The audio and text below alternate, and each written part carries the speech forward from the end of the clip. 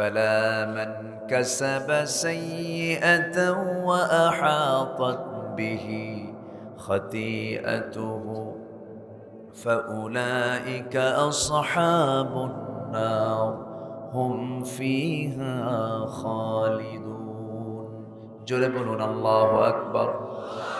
সূরাতুল বাকারা আয়াত নম্বর 81 এবং 82 দুটো আয়াত আমি তেলাওয়াত দিয়ে শুরু করেছি। পাপ আমরা যদি ছেড়ে দেই তাহলে আমি জান্নাত পেয়ে যাব, পাপ যদি ধরে ফেলি পাপ আমাকে ধরে ফেলবে।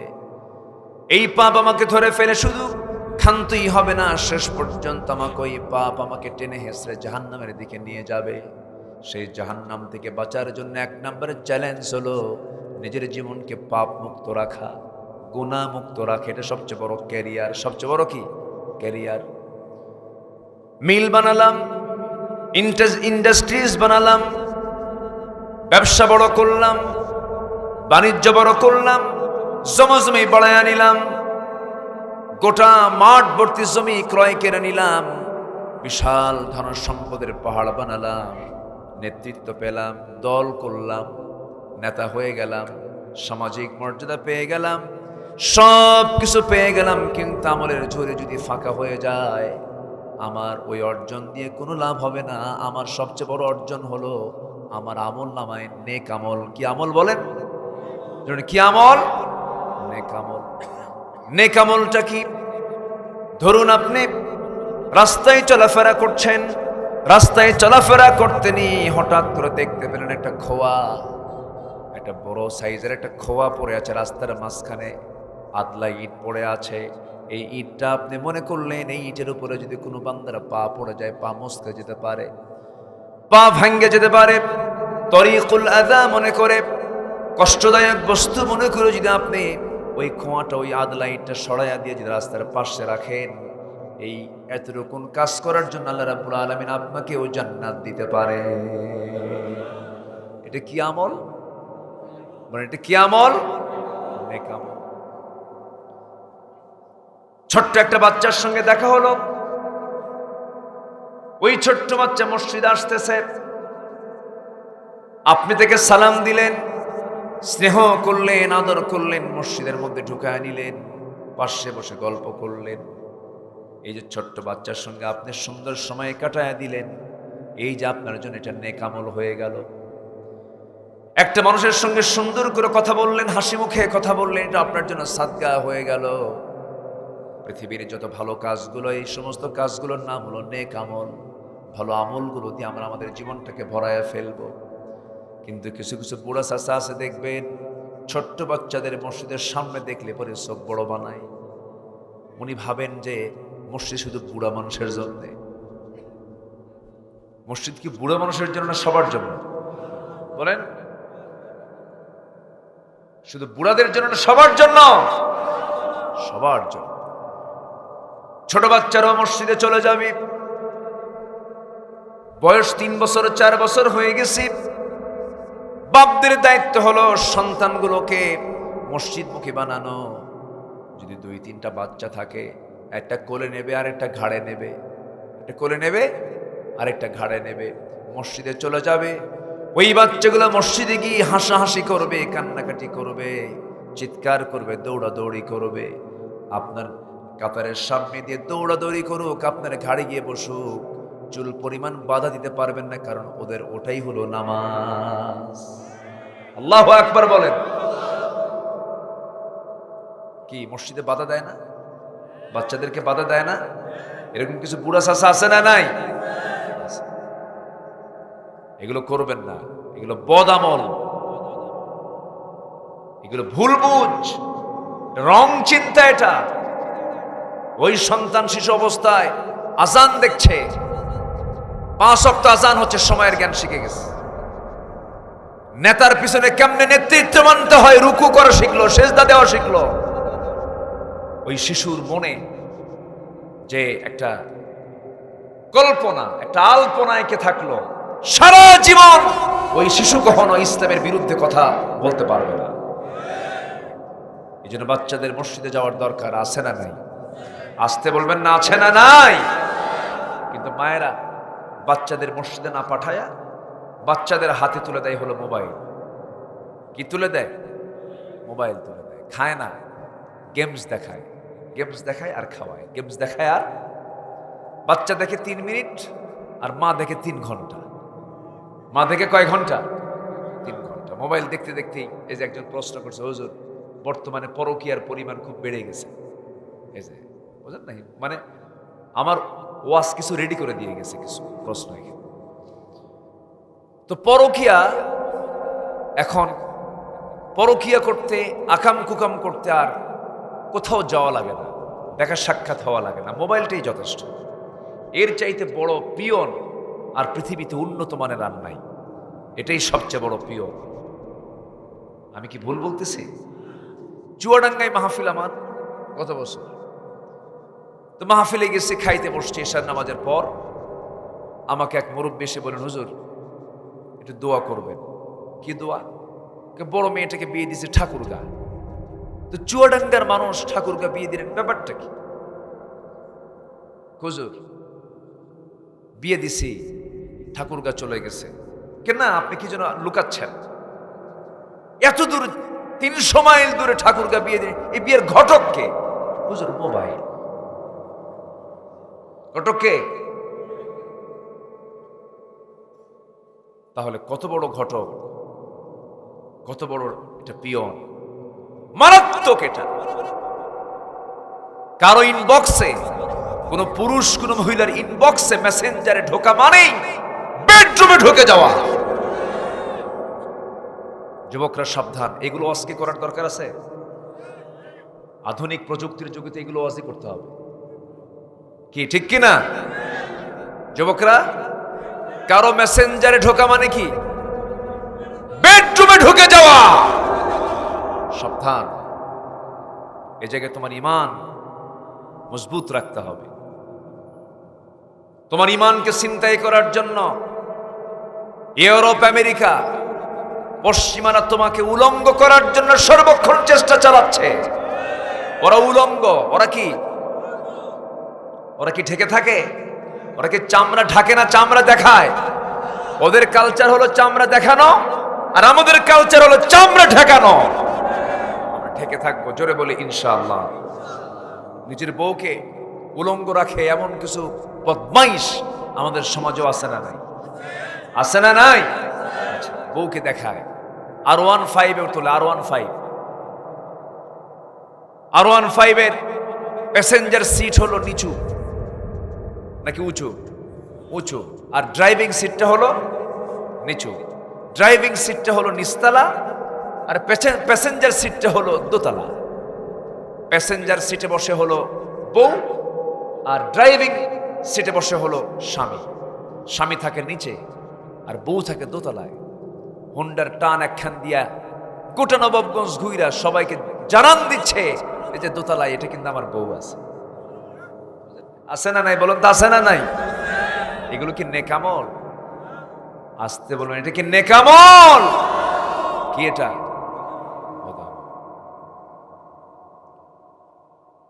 আবার সারাদিন এই নোংরামিগুলো করে সন্ধ্যার আগ দিয়ে বউটার একটা সুন্দর ছবি তোলে। মাথার চুল ছেড়ে দেওয়া, কপালে টিপ লাগানো, চোখে কাজল লাগানো, আর গালগুল দিয়া প্লাস্টার করা। ছবি একখান তুলে ফেসবুকে পোস্ট দিয়া বলে, প্রিয় ভাইয়ের আসুন আমার বউটাকে সবাই মিলে জামাতের সাথে দেখি। আচ্ছা, বউ কি পাবলিক না পার্সোনাল? আজ থেকে বউ কি পাবলিক না পার্সোনাল? যারা পাবলিক করে তারা কি নেকামল না বদামল? পরকীয়া তো হবেই। পরকীয়া হবে না কেন? কথা আছে, আস্তে আস্তে সব বলবো, জোরে বলি ইনশাআল্লাহ। এই দেশে অশ্লীল সিনেমা নাটক আমদানি হয়েছে বিগত 16 বছর, ঠিক কিনা বলেন? আমার দেশের প্রেক্ষাগৃহে সিনেমা হলে ভারতের সিনেমা চালু হয়েছিল। সম্মানিত ভাইয়েরা, সম্মানিত বন্ধুগণ, সমাজ থেকে সকল অন্যায় দূর করার জন্য, সকল পাপ কাজ বন্ধ করার জন্য হাজার বছর ওয়াজ করে এগুলো বন্ধ হবে না। এগুলো বন্ধ করার জন্য কোরআনের যে সমস্ত আইন কানুন আছে তা সমাজে চালু করতে হবে। এ মতের পক্ষে রাজি আছেন কারা কারা? হাত উঁচু করে দেখান।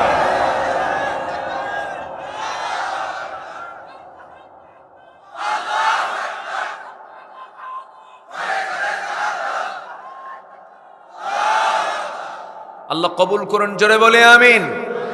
আল্লাহর আইন চালু করতে হবে, এই কথা বললে আমাদেরকে বলা হতো বিগত 16 বছরের জঙ্গি, মৌলবাদী, সন্ত্রাসী, কট্টরপন্থী এরকম করে গালিগালাজ দিত। যারা গালিগালাজ দিয়েছ, যারা মৌলবাদী বলেছ, আল্লামা সাঈদীর কথা মনে পড়ে গেল।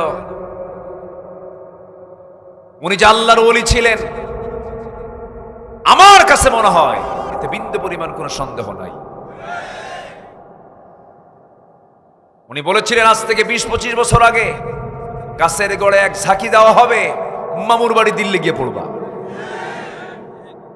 কোথায় যা পড়ছে? এমন একটি সময় আসবে পালানোর জন্য একটি ইঁদুরের গর্ত খুঁজে পাবা না। কলার পাতায় শুয়েছিল, ঠিক কিনা?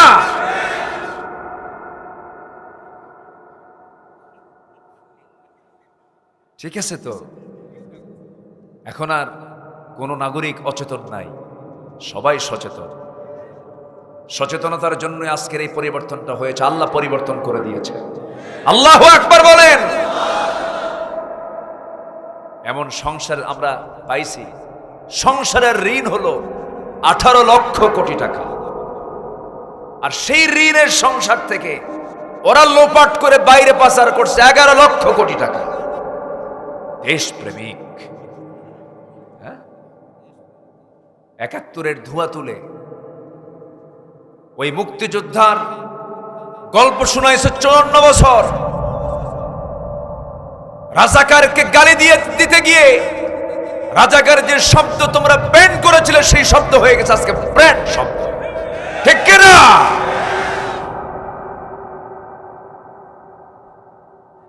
আমি কে, তুমি কে? কে বলেছে? কে বলেছে? চিন্তা করে। আজকের আধুনিক ছেলে পেলে এরা সচেতন, যারা ভালো তারা অনেক ভালো, রাত জেগে জেগে সেজদা দেয় আল্লাহকে। ইউনিভার্সিটিতে পড়ে, নোংরামি করে না, মদের বোতল হাতে নেয় না, অস্ত্রের ঝনঝনানি দেখায় না, কোন নোংরা প্রেমের সঙ্গে তারা জড়িত নয়। এরকম আল্লাহওয়ালা ইউনিভার্সিটিতে কিছু ছাত্র আছে না নাই? তার নাম হচ্ছে শিবির, ঠিক কিনা?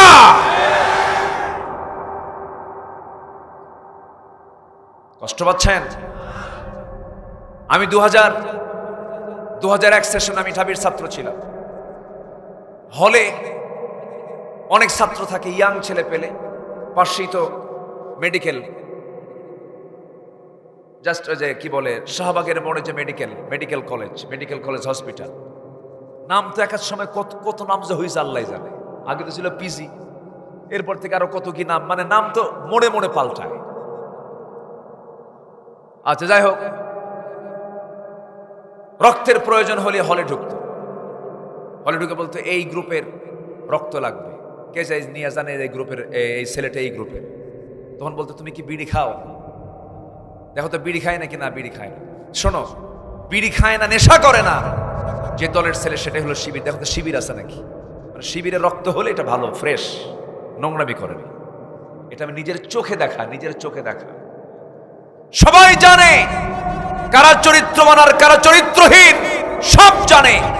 এই 16 বছর চাঁদাবাজি, সন্ত্রাসী, জিনা, ব্যভিচার কারা করেছে জাতির সামনে সব সুস্পষ্ট, ঠিক কিনা? সব সুস্পষ্ট। রাগ করতেছেন নাকি আপনারা? এখন তার কথা বলতে সমস্যা নেই? সমস্যা আছে? যখন সমস্যা ছিল তখনও কথা বলেছি। একদিনের জন্য আমি আমার জবানকে আমি বন্ধ রাখিনি, কথা বলার চেষ্টা করেছি। যারা আমাকে ফলো করেছেন, আমি কথা বলেছি, বর্ণচড়া হইনি। সূরত পাল্টাইনি। আমার বিরুদ্ধে মামলা হয়েছে, জেলে ঢুকেছি। জেলে ঢোকার সময় ভিতরে এক দেখি মুরব্বী চাচা, আমার দেখে দারুণ খুশি, জড়ায় ধরে বলে, হুজুর আমি মহা খুশি। কেন? আপনি আমার সঙ্গে দেখা করতে আসছেন। দেখছেন আপনি কেন খুশি? হুজুর ওয়াজ তো শুনতে পারবো। শুক্রবারের দিন জুমার খুতবা হবে, আমাকে সবাই মিলে উঠায় দিল, নামাজ পড়ব। সেই জুমার নামাজ পড়ার পরে পরের সেই দিনের আসর থেকে আমার মসজিদে জামাতে নামাজ পড়াই নিষেধ। দেখেন, চাচা চাইল ওয়াজ শুনতে, আমার জামাতে যাওয়াই বন্ধ হয়ে গেল। জেলখানার মধ্যেও জুলুম করা হয়েছে অসংখ্য আমাদের দ্বীনি ভাইদেরকে, ঠিক কিনা? আয়না ঘর বানিয়েছিল। কি ঘর? আয়না ঘর। 8টা বছর ব্যারিস্টার আরমান, 8টা বছর নিজের কানে শোনা, আমি দেখে এসেছি তাকে। আরমান ভাই বলেছেন, 8টা বছর আমি সূর্যের চেহারা দেখিনি। 8 বছর আগে আমার বাপকে ফাঁসি দিয়ে মারা হয়েছে, এই খবর আমি জানিনি। বের হওয়ার পর আমি জেনেছি আমার বাবাকে শহীদ করা হয়েছে। কথা কি বোঝা যায়? এটার নাম স্বাধীনতা। ব্রিগেডিয়ার জেনারেল আব্দুল্লাহ আমান আজমি, একটা দেশের সেনাবাহিনীর ব্রিগেডিয়ার মানে কি? অনেক বড় একজন উচ্চপদস্থ কর্মকর্তা। তাকে ধরে নিয়ে ওই আয়না ঘরে রেখেছে 8-9 বছর। বউ ভেবেছে আমার স্বামী তো মারাই গেছে, বউটার আরেক জায়গায় বিয়ে হয়ে গেছে। বলেন, এই যে পরিবার থেকে তাদেরকে বঞ্চিত করা হলো, বাবার হক, স্ত্রীর হক, স্বামীর হক, ছেলের হক, মেয়ের হক, এতগুলো হক যারা নষ্ট করেছে, আল্লাহ তাদেরকে ছাড় দেন না, ছাড় দেন না, ছেড়ে দেন না, ঠিক কিনা? ধরেন নাই? ধরছেন কিনা বলেন?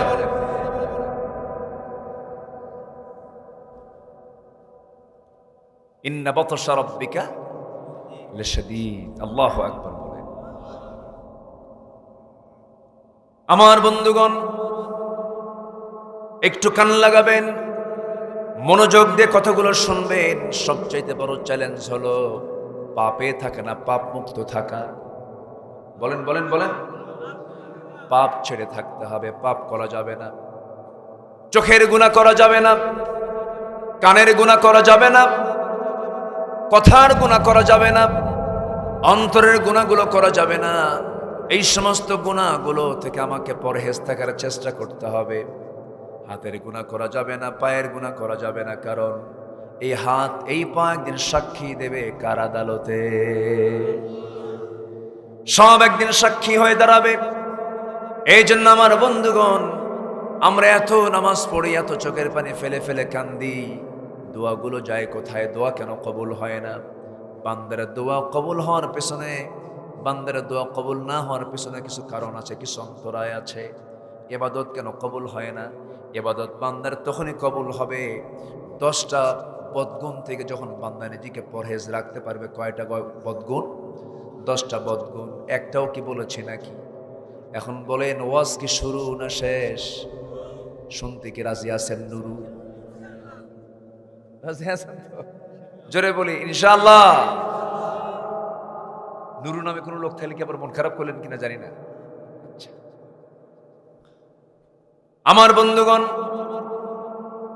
এটা কিসের বাগান? এটা আমের বাগান। আলহামদুলিল্লাহ। এখানে লিচুর বাগান তো, দিনাজপুরে লিচু হওয়ার কথা। লিচু আছে, মাশাআল্লাহ। বলি আলহামদুলিল্লাহ। এক একটা মাটির এক একটা বরকত। আর আমি বসে আছি কোথায়? এটা নিচু। আমি এটা ভাবতেছি যে একটা ঝাঁকি মারলে তো পড়ে যাবে এখানে। না, ঠিক আছে, আলহামদুলিল্লাহ। এই ধরেন তো ওনাকে, কই যায়? এই বসেন বসেন। হাতে কি আছে নিয়ে আসেন তো, ওটা নিয়ে আসেন। বসেন। এতগুলো লোকের ভিতর থেকে আপনি ওঠেন কেমন? বসেন। ভাই, এই যে ধমকটা মারতেছি, রাগ করতেছেন নাকি আপনারা? বাচ্চা ওষুধ না খেতে চাইলে মা কি করে? আগে দোয়া করে, আগে বলে বাবা খা, খা বাবা খা, তাও খায় না। জ্বর 100 ডিগ্রি, মা কান্দে, এরপর ওষুধ খায় না। পরে কি করে, 2 হাত আর 2 পা শক্ত করে ধইরা মুখের মধ্যে ওষুধ ঢুকে খা। কি এই মোহাব্বত, এই ধমকের মধ্যে মোহাব্বত কম না বেশি? রাগ করে না, থাকেন একটু আমার দিকে তাকান। তাহলে ইবাদত কবুল হবে, শর্ত হলো 10টি যে অন্তরায় আছে, এই 10টি অন্তরায় আমার আপনার জীবন থেকে মাইনাস করতে হবে। ইবাদত কবুলে 10টি অন্তরায়ের 1 নাম্বার হলো মুনাফিকি বাদ দিতে হবে। কি বাদ দিতে হবে বলেন? মুনাফিকি তো আমাদের মধ্যে নাই। আসতে কয় আছে আছে আছে। জমাইর দলিল হয়নি, বায়না হয়েছে। 10 লক্ষ টাকা বিঘা, সব চূড়ান্ত, সবকিছু হয়ে গেছে, খালি দলিলটা বাদ আছে। বায়না টানা হয়েছে, অথবা মৌখিক কিছু কথাবার্তা হয়ে গেছে। আরেকজনের সারেক বদমাইশ এসে দাম কইছে, তোমারে 11 লাখ টাকা বিঘে দিয়ে দেবে। এ ধান্দায় আছে যে এটা কেমনে ছুটান যায়। এরকম লোক তো দিনাজপুরে নাই। আচ্ছা, এগুলো ওয়াজকে করার দরকার আসতে দরকার আছে, দরকার আছে। আচ্ছা, বাপ মারা গেছে, বোন সম্পত্তি নেওয়ার জন্য বছর খানেক পরে আসছে। মারা যাওয়ার পর আসে নাই, বছর খানেক পরে এসে বললো, ভাই বাপ তো মারাই গেল, ধানি জমি কিছু আছে, আম বাগান কিছু আছে, তো কিছু আমরা তো পাই, তো আমাদের যে অংশগুলো দিয়ে দাও।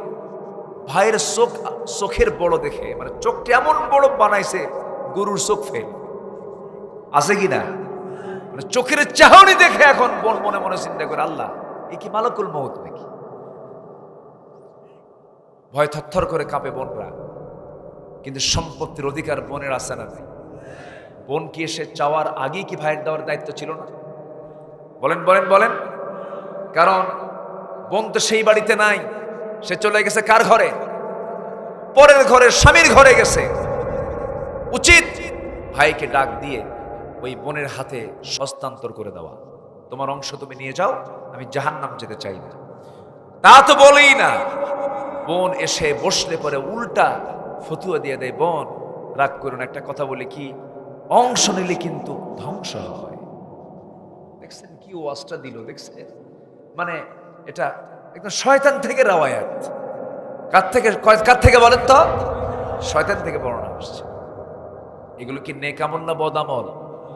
বলেন কি আমল, কি আমল? আমার বন্ধুগণ, এই সমস্ত কাজগুলো যারা মুনাফিক তারাই করতে পারে। মুনাফিক ছাড়া এই সমস্ত কাজ অন্য কেউ করতে পারে না।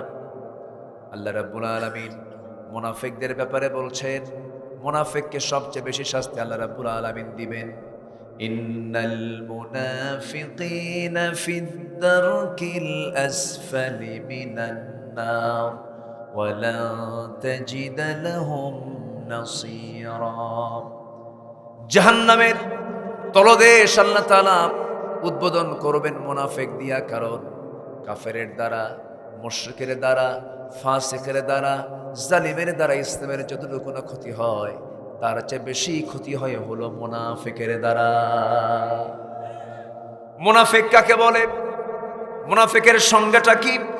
একটু আমরা শর্ট সময় হলেও বুঝে নেওয়ার চেষ্টা করব। হয়তো বুঝে নিয়েছেন ইতিমধ্যে, আপনাদের বোঝা শেষ হয়ে গেছে। হুজুর যে ওয়াজ শুরু করছে 2-3 দিনেও শেষ হবে না। একটা পয়েন্ট কেবল আমি বললাম, আর 9টা পয়েন্ট এরকম করে রয়ে গেছে। আমার বন্ধুগণ, মুনাফিকের সংজ্ঞাটা হলো যারা কথা বলে, মিথ্যা বলে, ওয়াদা করে, ভঙ্গ করে, ঝগড়া করে, খারাপ ভাষায় কথা বলে, আমানত নেয়, আমানত ভঙ্গ করে। এই সমস্ত সিমটম যাদের মধ্যে পাওয়া যাবে, সেই লোকটাকে ইসলামের পরিভাষায় তাকে কি বলে বলেন? মুনাফিক বলে। এখন এই 4টা বদগুণ যার মধ্যে আছে সে হলো মুনাফিক। এই 4টা বদগুণ যার মধ্যে নাই সেই হলো মুমিন। আমার মনে হয় এই 4 বদগুণ এই দিনাজপুর জেলার কোনো মানুষের নাই। আছে? আছে আছে।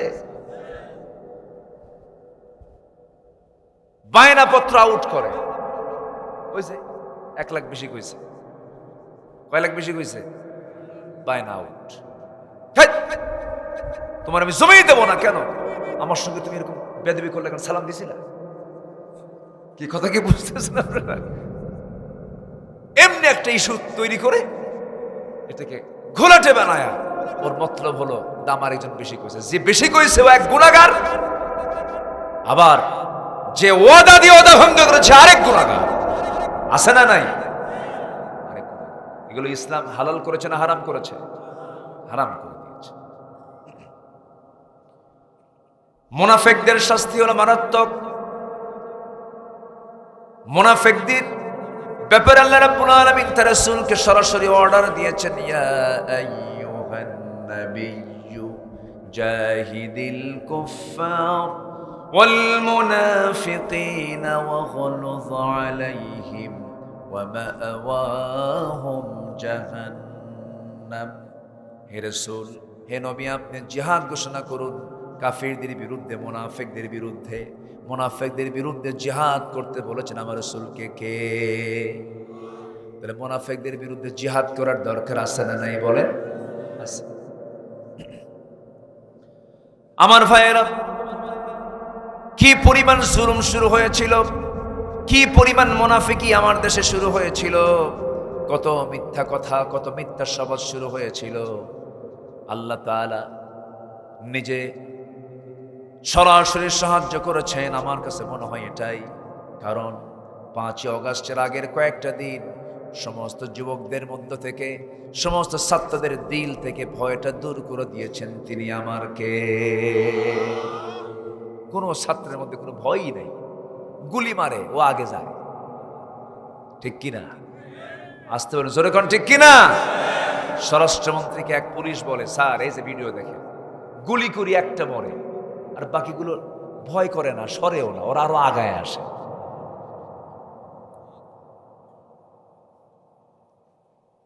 আল্লাহ রাব্বুল আলামিন বলেন, ইল্লা তানফিরু ইউআযিবকুম আযাবান আলীমান ওয়া ইয়াস্তাবদিল কওমান খায়রাকুম ওয়া লা তাদুররুহু শাইআ।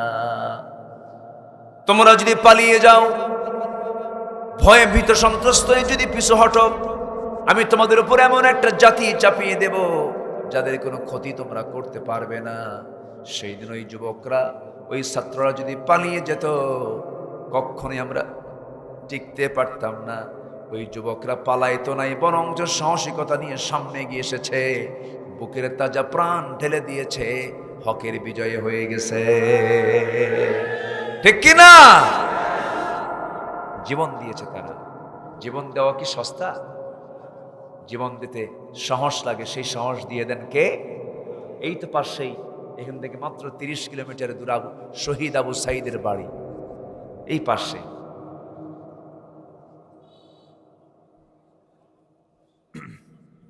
নেন যে কিলোই হোক, পাশে। এই 20 কিলোমিটার, 15-20 কিলোমিটার দূরে জাফর পাড়া, না জাফর পাড়ায়, হ্যাঁ বাপনপুর জাফর পাড়ায় শহীদ আবু সাঈদ। আমি গিয়েছিলাম তার আব্বা আম্মার সঙ্গে, আমিও দেখা করে আসছি। চিন্তা করুন, ইংলিশের ছাত্র, মেধাবী ছাত্র, ইউনিভার্সিটিতে পড়ে, তো মেধা আছে, যোগ্যতা আছে, সে গুলির সামনে দাঁড়ায় গেছে, দুহাত উঁচু করে বুকটা পাতা দিয়ে বলে, কত গুলি চালাবি চালা, জুলুম শাহীর পতন চাই। পড়াশোনা করব আমরা আর চাকরি পাবে আরেকজন, এটা হতে পারে না। বৈষম্য দূর করতে গিয়ে যারা আন্দোলন করে, জুলুম বন্ধ করার জন্য যারা আন্দোলন করে, দুনিয়া থেকে বিদায় হয় ইমানে হালত যদি হয়। রাসূল বলেছেন, আগুনে পুড়ে মারা গেলে সে শহীদ, পানিতে পুড়ে মারা গেলে শহীদ, শুক্রবারে মারা গেলে সে শহীদ। সম্মানিত ভাই, পেটের পীড়ায় যদি কেউ মারা যায় শহীদ। কি সহিহ হাদিস। জুলুমকে নিশ্চিহ্ন করার জন্য, হককে প্রতিষ্ঠিত করার জন্য, জালিমের বিরুদ্ধে লড়াই করে যারা মারা যায় তারাও শহীদ। আমাদেরকে আবার এগুলোর বিরুদ্ধে বলে, দেখ হুজুর ফতুয়া দিল। এখনো মানে ওত পেতে আছে। দুষ্টরা আছে না নাই? দুষ্টগুলো আছে না নাই? মাথা মোটা রাখা যাবে না, কান খাড়া করে থাকতে হবে, সজাগ থাকতে হবে, দেশকে পাহারা দিতে হবে, কোন জালিমরা যেন আর মাথা উঁচু করে না দাঁড়াতে পারে। ঠিক কিনা? চাঁদাবাজি করতে দেখলে এক হাত ভেঙে দিবে। কি আসতে কোন কেন? জোরে বলেন ঠিক কিনা? যে চাঁদাবাজি করতে আসবে ধরে ফেলবেন, ডাকাতি করতে আসবে ধরে ফেলবেন। আপনি একজন, আপনি একা একটা বাংলাদেশ, এটা মাথায় রাখতে হবে। আমার দেশকে আমাকে গড়তে হবে। আমার বিশ্বাস, যদি সঠিক একটা নেতৃত্ব দেশে আসে, এই দেশ পরিবর্তন হতে বেশি দিন লাগবে না। এদেশের মাটি সোনার চেয়েও খাঁটি।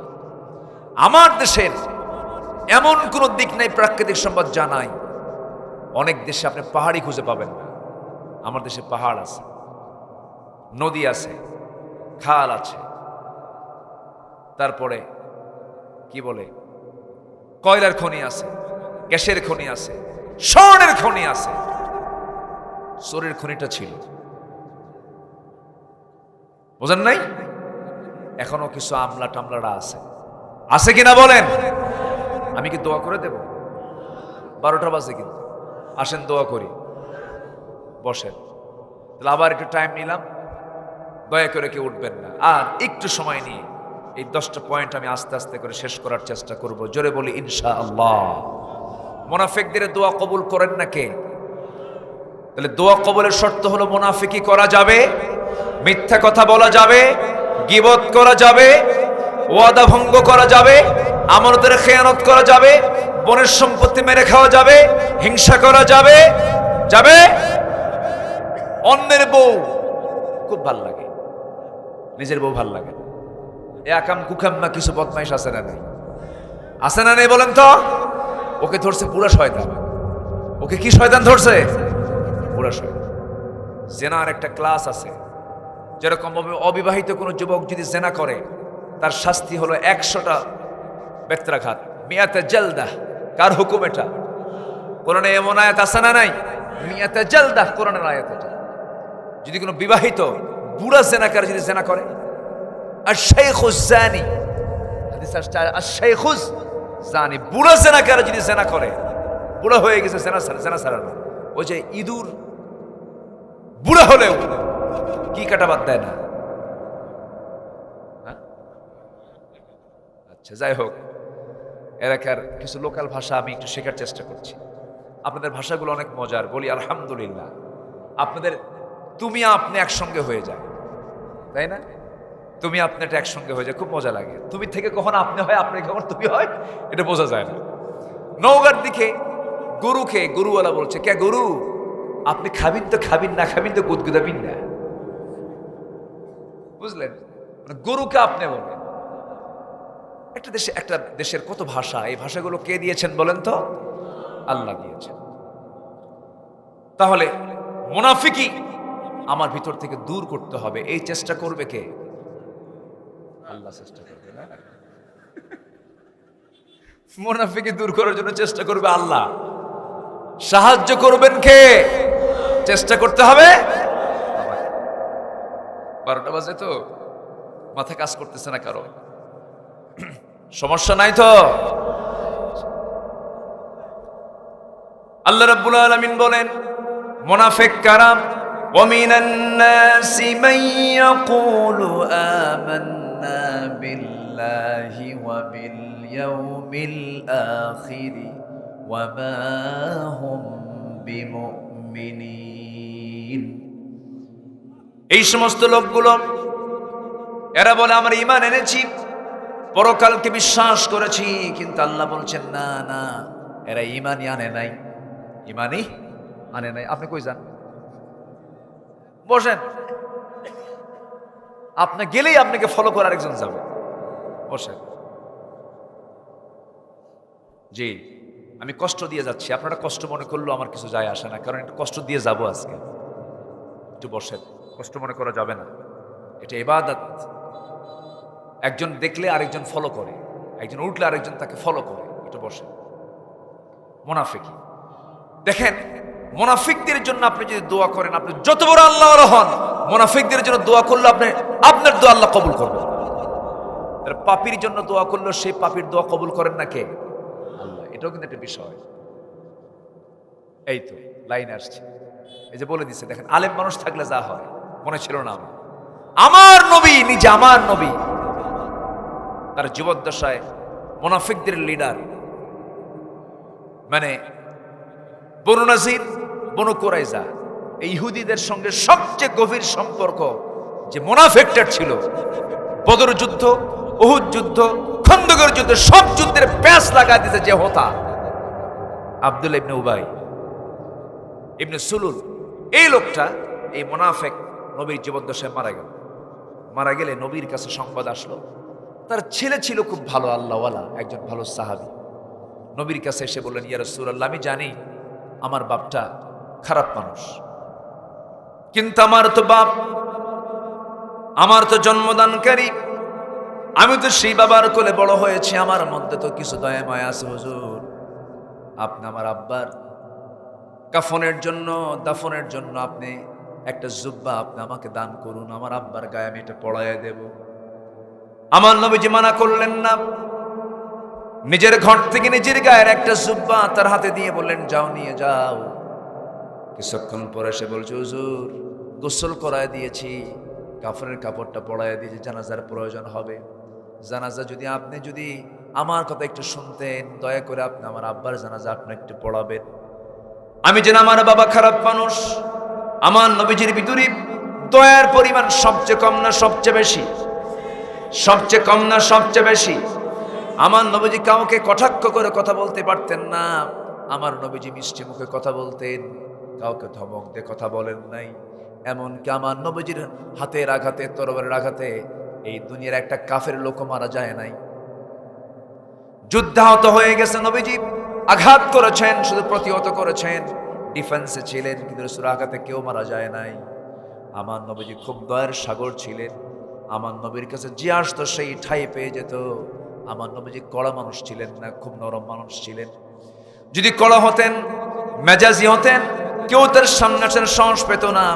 ফাবিমা রাহমাতিন মিনাল্লাহি লিনতা লাহুম ওয়ালাউ কুনতা ফাযযান খলীযাল কলবি লানফাদ্দু মিন হাওলিক ফাআফু আনহুম ওয়াস্তাগফির লাহুম ওয়াশাবিরহুম ফিল আমরি ফাইযা আযামতা ফাতাওয়াক্কাল আলাল্লাহ।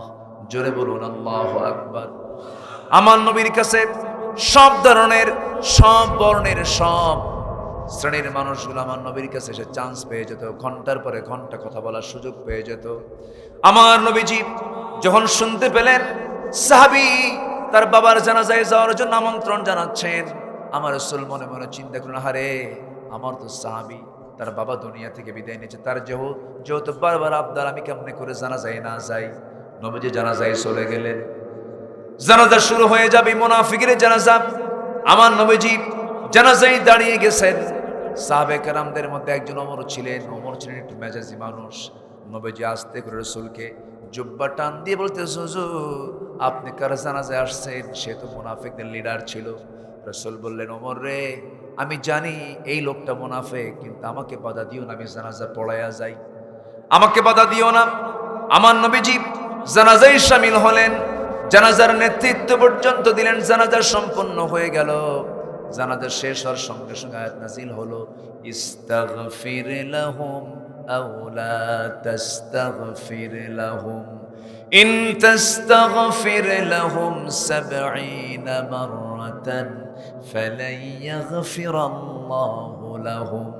আপনি মাফ চান আর না মাফ চান, আপনি যদি মুনাফিকদের ব্যাপারে ১০০ বারের বার ৭০ বারের যদি বেশি বার যদি আপনি তাদের জন্য মাফ চান, আমি আল্লাহ, আপনি নবী হলেও কি হবে, আমি আপনার দোয়াও কবুল করব না। তাহলে মুনাফিকের দোয়াও কবুল হয় না, মুনাফিকের পক্ষে যারা দোয়া করে তাদের দোয়াও কবুল হয় না। মুনাফিকি করা যাবে? ইবাদত কবুলের অন্তরায় 1 নাম্বার কি করা? মুনাফিকি করা। আরো আছে কয়টা? 9টা। দেখি আসুন। নাম্বার 2, নামাজে অলসতা করা, নামাজে আলস্য চলে আসা, নামাজ পড়তে একটু হেলা খেলা করা, হেলে দুলে পড়া, অসময়ে পড়া, তাড়াহুড়ো করা, নামাজে মসজিদে ঢুকলে ছটফট করে, ইমামকে তাড়া দেয়, নামাজ একটু দেরি হলে পরে পিছন দিকে লোকমা দেওয়ার চেষ্টা করে, গলা ছাড়া দিয়া কয় হুজুর শেষ করে। আছে না নাই? ইবাদত কবুলে এগুলো একটা অন্তরায়। নামাজের মধ্যে মজা আছে না নাই? আসতে বলবেন, মজা আছে না নাই? যে ইমানদারের নামাজের মধ্যে মজা লাগে না, নামাজ লম্বা হলে ভালো লাগে না, রুকু লম্বা হলে অস্থির লাগে, মাহফিলে বসে থাকতে ভালো লাগে না, মাহফিল থেকে উঠলে কখন উঠবো এরকম তাড়া কাজ করে, নামাজে বিরক্তি কাজ করে, ভাবতে হবে ওর ভিতরে শয়তানের ওয়াসওয়াসা অবশ্যই আছে না নাই? কি কথা ক্লিয়ার? কথা কি বোঝা যায়? নামাজের মধ্যে মজা পেয়েছেন মুহাম্মদ সাল্লাল্লাহু, মজা না পেলে এক রাত 1 ঘন্টা 2 ঘন্টা নয়, একটা রাত হলো 8 ঘন্টা 9 ঘন্টা 10 ঘন্টা পর্যন্ত আমার নবীজির গোটা রাত চলে গেছে। গোটা রাতে তার নামাজ শেষ হয়েছে মাত্র 2 রাকাত। একটু আস্তে করুন সুবহানাল্লাহ। গোটা রাতে নামাজ হয়েছে কয় রাকাত? তাহলে নামাজের মধ্যে মনোযোগ না থাকলে, মজা না থাকলে ওই নামাজ কি পড়া যায়? আল্লাহ তাআলা আমাদের মজার নামাজ পড়ার তৌফিক দান করুন। জোরে বলি আমিন। কয় ওয়াক্ত নামাজ? আসতে বলবেন না। কয় ওয়াক্ত নামাজ? একা না জামাতে? একা না জামাতে? আমরা বঙ্গভবনের বাসিন্দাকে বাইতুল মুকাররমের খতিব দেখতে চাই। কথা কি বুঝতেছেন আপনারা? বঙ্গভবনে কে থাকে? রাষ্ট্রপতি। রাষ্ট্রের 1 নম্বরের নাগরিক থাকে কি ভবনে বলেন? আর মন্ত্রীদের প্রধানমন্ত্রী থাকে কোন ভবনে? গণভবনে। গণভবনে থাকে হচ্ছে মন্ত্রীদের মন্ত্রী, প্রাইম মিনিস্টার, প্রধানমন্ত্রী। আর প্রেসিডেন্ট তিনি থাকেন বঙ্গভবনে। নাগরিকের দিক থেকে 1 নম্বর উচ্চ পদ যার, তিনি হচ্ছেন প্রেসিডেন্ট। আমরা কামনা করব আগামীর প্রেসিডেন্ট আমরা যাকে পাবো, শুধু বঙ্গভবনে আমরা দেখতে পাবো না, আমরা থেকে বাইতুল মুকাররমের খতিব হিসেবে দেখতে পাবো ইনশাআল্লাহ। এমন দিন চান কারা কারা? হাত উঁচু করে দেখা।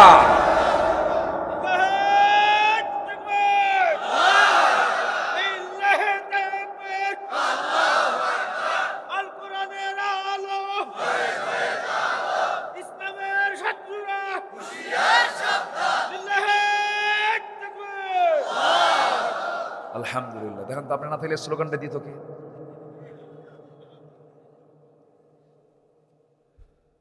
সম্মানিত ভাইয়েরা, হযরত ওমর ফারুকের নাম শুনছেন তো সবাই? শোনেন নাই? বাড়ি কোথায়? মক্কা। বলেন বাড়ি কোথায়? মক্কা। আমার নবীর গ্রাম আর ওমর ফারুকের গ্রাম 2 না 1? পাশাপাশি বাড়ি। হ্যাঁ, এই যে যারা গেছেন মক্কায় গেছেন না, পাশাপাশি বাড়ি। সাইয়েদনা ওমর ফারুক রাদিয়াল্লাহু তাআলা আনহু, তিনি কি আগে ভালো লোক ছিলেন? রাসূলকে মারতে গেছে কে? কি নিয়ে? খালি হাতে? কি নিয়ে? ওয়াজ তো সবাই পারে, আর কি করি? আসেন দোয়া করি। আল্লাহু আকবার। আমার দেশের মানুষ ওয়াজ কিন্তু ভালোই পারে, কিন্তু সুদ খাওয়া ছাড়ে না। সমস্যা এই জায়গায়, সুদ খায়। সম্মানিত ভাইয়েরা, অনেক রাত হয়েছে, আমি ভাবতেছি কষ্ট দিচ্ছি কিনা জানি না। হযরত ওমর ফারুক রাদিয়াল্লাহু তাআলা আনহু রাসূলকে মারতে গেছেনই, তিনি চলেই গেছেন অর্ধেক। মাঝখান থেকে এক সাহাবী এসে বলে, তুমি কোথায় যাও? কে? মুহাম্মদ আমাদের ধর্মে চুনকালি মারছে, শেষ করে দেব। তুমি কি জানো তোমার বোন ভগ্নিপতি সাইদ আর ফাতিমা 2 জন কালিমা পড়ছে, ডাইভার্ট হয়ে গেছে।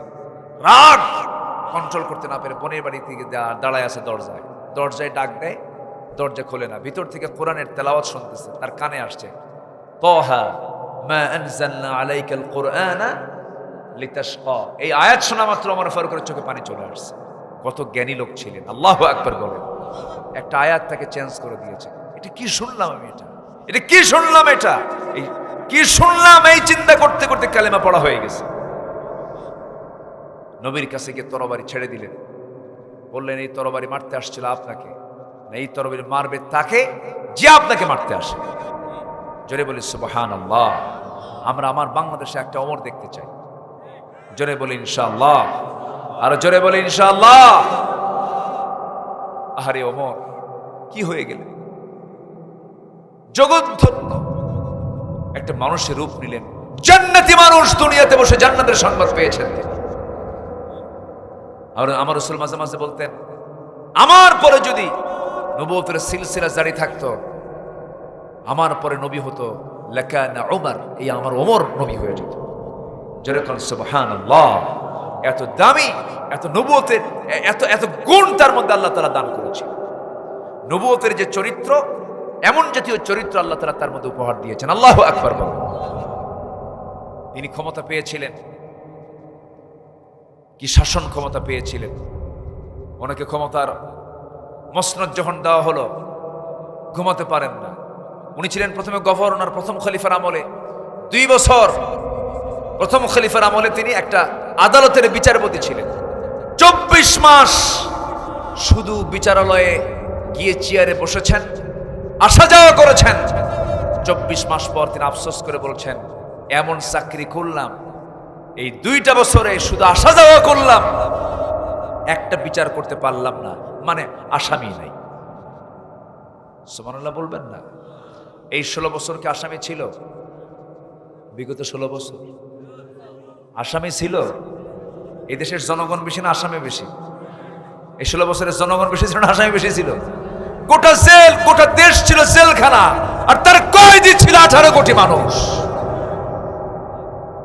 ভুল বলছি আমি? হযরত ওমর ফারুক রাদিয়াল্লাহু তাআলা অর্ধ দুনিয়ার শাসনকর্তা। তিনি কি শুধু শাসক না ইমাম? বলেন বলেন বলেন।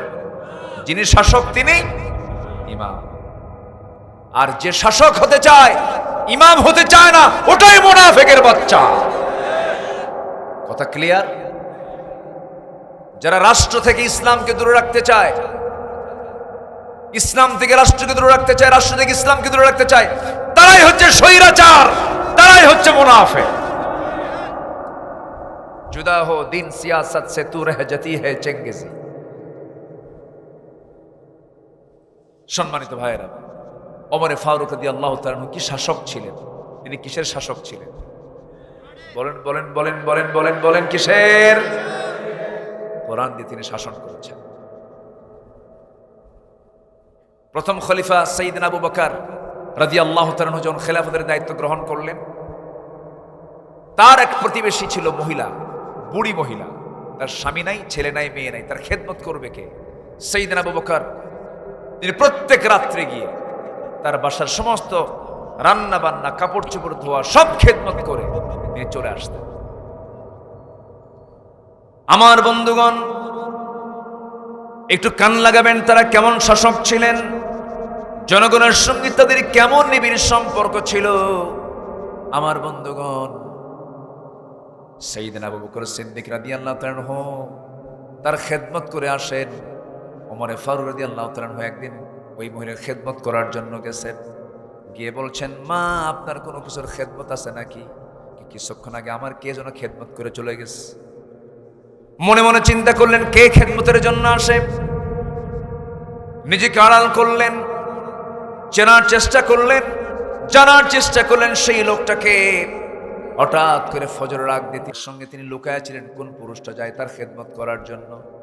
দেখেন কেউ না, খালি পায়ে, যেন জুতার আওয়াজ না হয়, কেউ যেন না টের পায়, লুকায়া লুকায়া সাইয়েদনা আবু বকর সিদ্দিক রাদিয়াল্লাহু ওই মহিলার খেদমত করার জন্য দরজায় এসে ডাকতেছে। সাইয়েদনা ওমর ফারুক বললেন, খলিফাতুল মুসলিমিন, গোটা রাষ্ট্রের দায়িত্ব পালন করেন, আবার এই ছোটখাটো দায়িত্ব পালন করার জন্য আপনি আসেন কেন? আপনি আমাদের তো বলতে পারেন। সাইয়েদনা আবু বকর বলেন, ওমর রে, কিয়ামতের দিন আমার আমলনামা আমার কাঁধে থাকবে, তোমার কাঁধে আমার আমলনামা দেওয়া হবে না। কোন একদিন সাইয়েদনা আবু বকর সিদ্দিক রাদিয়াল্লাহু তাআলা আনহু ওই মহিলার খেদমত করতে যেতে পারেন নাই। সেই দিন ওমরে ফারুক রাদিয়াল্লাহু তাআলা আনহু তার খেদমত করার জন্য গেছেন, গিয়ে তার খেদমত করে চলে আসলেন। খেদমত করে আসার পরে বুড়ি মহিলা বলতেছে, খেদমতের জন্য যে লোকটা প্রত্যেকদিন আসতো সে তো আর আসে না, নিশ্চয় সে তো আর আসে না, আমার মনে হয় সেই লোকটা মনে হয় দুনিয়াতে নাই।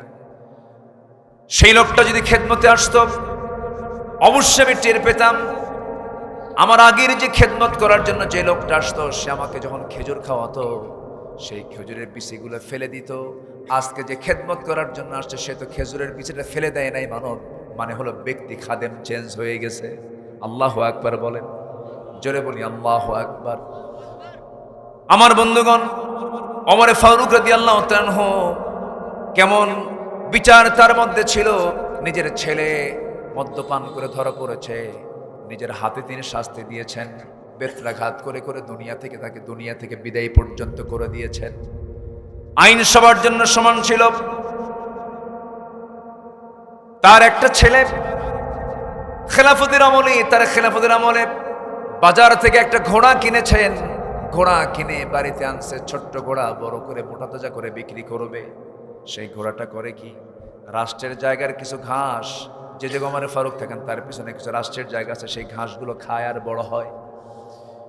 বড় যখন হয়ে গেল সেই ঘোড়া বিক্রি করতে গেছে। ছেলে ঘোড়া বিক্রি করে আসছে, তিনি দরজায় দাঁড়ায় আছেন, আমার ছেলে ঘোড়া বিক্রি করে কখন আসবে, আমি তাকে ধরে ফেলবো। যখন ছেলেটা চলে আসছে, আসার সঙ্গে সঙ্গে বলছে, ছেলে ঘোড়া বিক্রি করছো নাকি? হ্যাঁ, ঘোড়া বিক্রি করেছি। কত টাকা দিয়ে? এত টাকা দিয়া। কিনছিলে কত টাকা দিয়ে? এত টাকা দিয়ে। লাভ হলো কত? এত টাকা লাভ হয়েছে। সঙ্গে সঙ্গে আমার ফারুক বলছেন, লাভের টাকাটা রাষ্ট্রীয় কোষাগারে জমা দিয়া মূল টাকাটা তুমি তোমার হাতে নাও। কেন নেব তা? এবার তিনি বলছেন, এটা নেওয়ার কারণ হলো ঘোড়া তোমার কিন্তু খাদ্য খেয়েছে, হলো রাষ্ট্রের জায়গার ঘাস খেয়েছে, অতিরিক্ত লাভটা রাষ্ট্রের কোষাগারে জমা দিতে হবে। যেরকম সুবহানাল্লাহ। ওমরে ফারুক রাদিয়াল্লাহু তাআলা আনহু নিজে একদিন ঘোড়া কেনার জন্য বাজারে গেলেন। ঘোড়া বিক্রেতার সঙ্গে লেনদেন হয়ে গেল, টাকা পয়সা দিয়ে দিলেন, ঘোড়াটা হাতের মধ্যে নিলেন, ঘোড়ায় চললেন। কয়েক মাইল যেতে না যেতেই ঘোড়ার চারটা পা অকেজ হয়ে গেল। কিন্তু খেপে গিয়ে রেগে গিয়ে ঘোড়াওয়ালার কাছে এসে বলছেন, ঘোড়া বিক্রেতার কাছে এসে বলছেন, ঘোড়া বিক্রেতা, তুমি আমাকে অসল ঘোড়া দিছো কেন? এই ঘোড়া আমি নেব না, ঘোড়া তুমি ফেরত নাও, টাকা আমাকে দিয়ে দাও। সঙ্গে সঙ্গে ঘোড়া বিক্রেতাও বলতেছে, না না, আমি আপনাকে ঘোড়া, আমি আপনার ঘোড়া আমি আর ফেরত নেব না, টাকা আমি আপনাকে ফেরত দেব না, কারণ আমি আপনাকে সুস্থ ঘোড়া দিয়েছি, আপনার কাছে ঘোড়াটা অসুস্থ হয়ে গেছে। এবার ওমরে ফারুক বলছেন, না, আমি এটা মানব না, আমাকে ঘোড়া দিয়ে দাও। ঘোড়া বিক্রেতা বলছে, আমিরুল মুমিনিন, এই বিচারটা আপনারও করার দরকার না, আমারও করার দরকার নেই, চলুন আমরা আদালতে যাই। কোথায় যাই? আদালতে চলে যায়। একজন ঘোড়াওয়ালা বলতেছে খলিফাকে, চলুন আমরা আদালতে যাই। সেই সময় বিচার ব্যবস্থা ছিল পরাধীন না স্বাধীন? আজ থেকে পরাধীন না স্বাধীন? সামান্য একজন ঘোড়া বিক্রেতা বিচার প্রার্থী হয়ে আদালতের শরণাপন্ন হয়ে গেল। ওমরে ফারুককে সঙ্গে সঙ্গে করে নিয়ে চলে গেছে। সেই আদালতে যখন তিনি ঢুকেছেন, আদালতের যে বিচারপতি খলিফা ওমরকে চেনে, চেয়ার থেকে দাঁড়ায় গেছে। দাঁড়ায় গিয়ে বলছে, খলিফাতুল মুসলিমের, আপনি এই জায়গায় কেন? কি হয়েছে আপনার? ওমরে ফারুক বলছেন, আমি ওমরকে দেখি তুমি কোনো বিচার করবে না, আমি আসছি এখানে বিচার চাইতে। এই যে ঘটনা, ঘোড়া বিক্রেতার সঙ্গে আমার একটা প্যাঁচ লেগে গেছে, আসল সঠিক বিচারটা কি হবে? তুমি আমার বিচারটা করে দাও। এই বিচারপতি এবারে চেয়ারে বসে বলতেছে, খলিফাতুল মুসলিমিন, আল্লাহর কসম করে বলছি, আমি আমার জীবনে কখনো ব্যক্তির চেহারা দেখে বিচারের রায় দেই নাই। আমি বিচারের রায়টা দিয়েছি কোরআন এবং হাদিসকে সামনে রেখে। জোরে কোন আল্লাহু আকবার। এবার তিনি বলছেন, দুই পক্ষের কথা শুনলাম, ঘোড়া বিক্রেতার কথা শুনলাম, আমিরুল মুমিনিন আপনার কথা শুনলাম, দুজনের কথা আমি আমার কানে শোনার পর আমি সিদ্ধান্ত নিচ্ছি। আমার আজকে সিদ্ধান্ত, আমার যে আজকে রায়, ওই ঘোড়াওয়ালার পক্ষে চলে এসেছে। আপনি খলিফাতুল মুসলিম আপনার বিপক্ষে চলে আসছে। এবার ওমরে ফারুক বলেন, আমাকে একটু বুঝায় দাও, কেন এটা হলো, একটু আমাকে বুঝায় দাও। খলিফাতুল মুসলিমিনের সামনে ওই বিচারপতি বলতেছে, আমিরুল মুমিনিন, ঘোড়া যখন আপনার কাছে বিক্রি হয়ে গেছে, আপনি তাকে টাকা দিয়েছেন, ঘোড়া আপনি বুঝে নিয়েছেন, লেনদেন সম্পূর্ণ ক্লিয়ার হয়ে গেছে। আপনি এই আদালতে এসে কথা বলছেন আমার সঙ্গে, কথা বলতে বলতে আপনি সুস্থ অবস্থায় বাড়িতে ফেরত যাবেন, এর কোনো গ্যারান্টি আছে নাকি? না, এর কোনো গ্যারান্টি নাই। আপনি পেয়েছেন সুস্থ ঘোড়া, লেনদেন হয়ে গেছে, আপনার কাছে যাওয়ার পর আপনার মালিকানায় ঘোড়াটা অসুস্থ হয়ে পড়েছে, সম্পূর্ণ দায় আপনাকে নিতে হবে, চুল পরিমাণ দায়। এই ঘোড়া বিক্রেতার উপরে যাবে না। ওমরে ফারুক রাদিয়াল্লাহু তাআলা আনহু আস্তে করে সেই জায়গা থেকে মুস্কি একটা হাসি মেরে বাড়ির দিকে ফিরে আসলেন। পরের দিন মাজলিসে শুরার বৈঠক হলো। সেই বৈঠকে সবাইকে ডাক দিয়ে এসে বললেন, শোনো, আমি তোমাদের সবাইকে সাক্ষী রেখে বলছি, অমুক জনপদে একটা বিচারপতি আছে, যে বিচারপতি আঞ্চলিক বিচারপতি, তার এত বড় সাহস, সে আমি অমর আমার বিরুদ্ধে রায় দিয়েছে কোরআনকে সামনে রেখে, হাদিসকে সামনে রেখে। যে আমার বিরুদ্ধে রায় দেওয়ার সাহস রাখে, তাকে আঞ্চলিক পদে শুধু তাকে বিচারপতি রাখা হবে না, তাকে রাষ্ট্রীয় পর্যায়ে চিফ জাস্টিস করে এই জনপদের তাকে প্রধান বিচারপতি বানায় দেওয়া হলো। যেরকম সুবহানাল্লাহ। খলিফার বিরুদ্ধে কথা বললে তাদের পদ কমতো না বাড়তো? বাড়তো। আর আজকে যদি ক্ষমতায় যারা থাকে তাদের বিরুদ্ধে কথা বললে পরে তারা পদ থাকে না, পাগলা বানায়। বানাইছিল না? পাগলা বানাইছিল। মনে আছে আপনাদের? মনে আছে? আমার বন্ধুগণ, এই হচ্ছে সাহাবীদের জীবন। ইনসাফ ভিত্তিক শাসন ব্যবস্থা তারা কায়েম করেছেন। আমরা একটা ওমর বাংলার জমিনে কি দেখতে চাই? যদি দেখতে চাই, কোন আইন মানব না আমরা। আইন মানব কার? আকাশ কার? জমিন কার? সূর্য কার? চন্দ্র কার? এই জমিন আইন চলতে হবে কার? আরো জোরে বলেন, কার? মেয়েরা বোরকা পরবে, ঠিক কিনা? মসজিদে নামাজ পড়বে কয় ওয়াক্ত? এই হুকুমটা কে দিয়েছেন? সমাজে জেনা থাকবে না, সমাজে সুদ থাকবে না, সমাজে ব্যভিচার থাকবে না, লুটপাট থাকবে না, কোনো ঘুষের কারবার থাকবে না। এটার জন্য দরকার কিসের আইন বলেন তো? এটা কি চান আপনারা? সবাই চান তো? আল্লাহ কবুল করুন, জোরে বলি আমিন।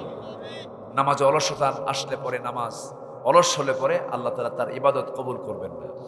নাম্বার 3 হলো আল্লাহ এবং রসুলের চরম অবাধ্যতা করবে। রসুলকে গালি দিয়েছে এমন কুলাঙ্গার আমার দেশে আছে না নাই? কোরআন নিয়ে বাজে কথা বলেছে, আছে না নাই? ইসলাম নিয়ে বাজে উক্তি করেছে এমন অসভ্য নর জাহান্নামের নরকীট আছে না নাই? আল্লাহ তাআলা বলছেন, যারা এরকম আচরণ করবে, ওমান ইয়াসিল্লাহ রাসূলাহু ওয়া ইয়াতাআদ্দা হুদুদাহু ইউদখিলহু নারান খালিদান ফিহা ওয়া লাহু আযাবুম মুহিন। আল্লাহু আকবার বলে সূরা নিসার 14 নম্বর আয়াত। আল্লাহ তাআলা তাদেরকে যন্ত্রণাদায়ক শাস্তি দেবেন। কেন? তারা আল্লাহ এবং রাসূলের যে নাফরমানি তারা করেছে এবং হুদুদকে তারা লঙ্ঘন করেছে। অনেকে চলে যাচ্ছেন, আমি বাধাও দেব না, কারণ অনেক রাত হয়েছে। নাম্বার 4 হলো আল্লাহর সাথে যারা শিরিক করবে। নাম্বার 5 হলো সামনে পেছনে যারা পরনিন্দা করবে, ওয়াইলুল লিকুল্লি হুমাযাতিল লুমাযা। নাম্বার 6 হলো আল্লাহকে ভুলে থাকা, মন্দ কাজের আদেশ দেওয়া। নাম্বার 7 হলো শয়তানের যারা পদাঙ্ক অনুসরণ করবে। নাম্বার 8 হলো রিয়া বা লোক দেখানো কাজ যারা করবে। নাম্বার 9 হলো কুফরি যারা করবে। নাম্বার 10 আল্লাহর সাথে যারা মিথ্যা দৃঢ় অঙ্গীকার। কি সমস্যা? বসাব্বা, বসো বসো বসো, বসাব্বা। আচ্ছা, আল্লাহর সাথে যারা মিথ্যা অঙ্গীকার করবে, আবার ওয়াদা ভঙ্গ করবে, এই 10টি অপকর্ম যারা করবে তাদের দোয়া কবুল হবে না। এই 10টা অপকর্ম থেকে যারা নিজেকে দূরে রাখবে তাদের দোয়া কবুল হবে। কার ঘোষণা? আসতে বলবেন না, কার ঘোষণা? আল্লাহ আমাদেরকে আমল করার তৌফিক দান করুন।